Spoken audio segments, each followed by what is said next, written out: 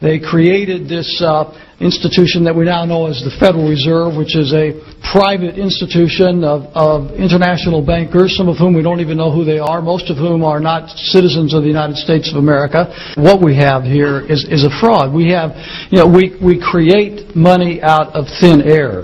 We create a fiat money supply that's backed by nothing. There's nothing of substance behind our supposed wealth. We've become the greatest debtor nation in the history of the world.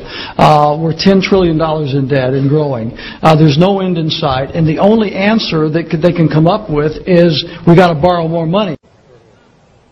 They tried to get it through Congress under the name the Aldrich Federal Reserve Act. But since Aldrich was so tied to the international banking system, the members of Congress under the leadership of President Taft, they voted it out.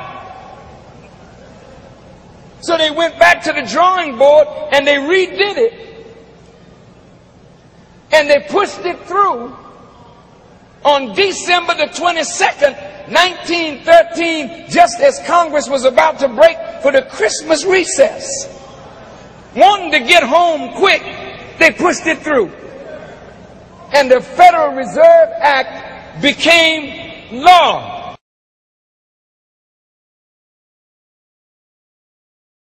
Admiral Blair, who I greatly respect, have labeled cybersecurity perpetrated through the internet as the #1 national hazard of attack on the homeland in West Virginia, in West Virginia, America, or anywhere else. So, I mean, it really almost makes you ask the question, would it have been better if we never invented the internet and had to use paper and pencil or what? It is a fearsome, awesome problem. Why in the world does the American government borrow money from the banks when they have the ability to create it themselves without borrowing it and paying interest on it? Why? And nobody can answer that question. Not one politician ever raises that. Why does the American government borrow money when they can create it without paying interest? The entire purpose of all these websites is to incite violent acts against the United States. Yeah. We got a first responsibility to protect ourselves. No society wants to provide so much freedom that it amounts to a kind of suicide pact. Right. And that's why I'm going to continue the pressure on Google and YouTube, and if necessary, see if we can come up with a law. First of all, the federal income tax is completely unconstitutional, as it is a direct, unapportioned tax. All direct taxes have to be apportioned to be legal based on the Constitution. Secondly, the required number of states in order to ratify the amendment to allow the income tax was never met, and this has even been cited in modern court cases.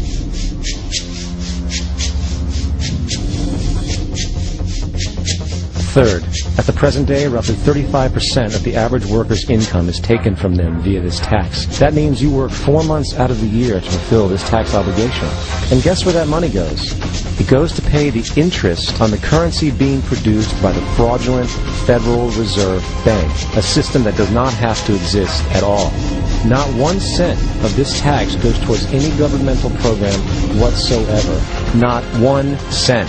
The money you make working 4 months out of the year goes almost literally into the pockets of the international bankers who own the private Federal Reserve Bank. And fourth, even with the fraudulent government claim as to the legality of the income tax, there is literally no statute, no law in existence that requires you to pay this tax. Period.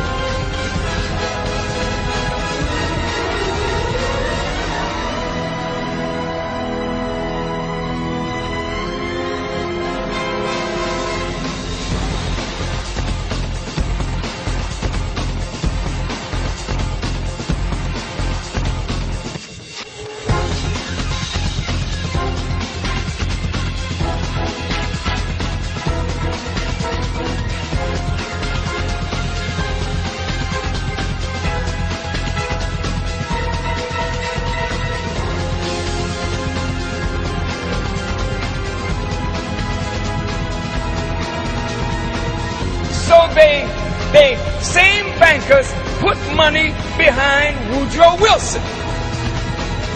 And Woodrow Wilson sold the American presidency to the international bankers.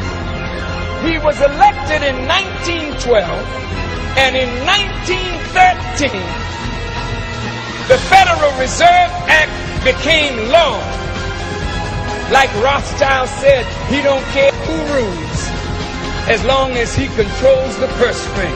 Evil is evil. If you vote for one that you think is a little less, actually you get tricked into that. You think that you vote for a Republican to balance the budget, and they're worse than the Democrats. That's what the people are sick and tired of. You vote for the Democrats to end the war, and they expand the war as much as the Republicans. We go to overseas and fight wars to promote democracy. At the same time, we listen to these glib debates going on that's really irrelevant to these four important issues. We are now over $9 trillion in debt. And what solution are they offering? None. Nothing. You don't hear one word in these debates about the debt. Why? Because they're equally responsible and it's indefensible. It is indefensible. You can't get on the debates. You can't get on the ballots. The parties are the same. There's really no choice in the system. We don't have good democratic process here.